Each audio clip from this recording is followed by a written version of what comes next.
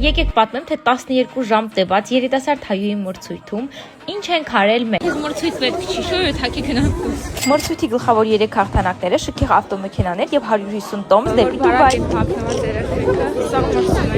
Ճիշտ է, սկզբում մի քիչ ցուրտ էր, բայց արժեր դիմանալ, քանի որ տեսանք, թե ինչպես երեխաները լիմուզիներից եկան դեպի Կարմիր Գոր։ Ավելին ասեմ, մյուս տարի խաղարկելու են 10 նորակառույց շենք եւ 1000 ուղևորություն դեպի Եվրոպա։ 8 տարիքային շեմը բարձրացնելու են։ Ասեմ, որ Կարմիր Գորգի կադրերը մամաներից միայն ես եմ ֆիքսել, քանի որ շուտ եմ ներս մտել պատճառաբանելով քթիս վիրահատությունը։ Դե նենցա իրոք լավ չէի, բայց ես չէի պատկերացնում աղջկաս համար այսքան կարևոր օրը իր կողքը չլինեի։ Սա ոչ միայն գեղեցկության, այլ հայկական տարազները գեղեցիկ ներկայացնելու մրցույթ է, որը միավորել է սփյուռքահայերին աշխարհի տարբեր երկրներում գտնվող հայերի։ Ես հենց դրա համար եմ տարել աղջկաս։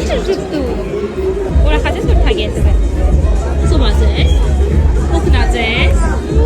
Դե աջակցող խմբում սկեսուրս եւ մայրիկս էի։ Ասեմ, որ Դուբայի տոմսը շահում է հենց երեխան, ոչ թե իր հետ խնամակալ նույնպես։ Բայց արդեն վճարելով ձեր ցանկությամբ կարող եք դուք էլ գնալ երեխայի հետ։ Այստեղ թեժ պայքար էր գնում 2000 հոգուց 628 հոգի եզրափակիչ անցած մասնակիցների միջև։ Ասեմ, որ միջոցառման կազմակերպիչները 628 հոգուն 2 օրյա Ծաղկաձորի հանգիստ են նվիրել նույնպես։ Այն որ ամեն ինչ արել են, որ երեխաների աչքերին արցունքներ չլինեն, բայց մեկը վերջում եղել է։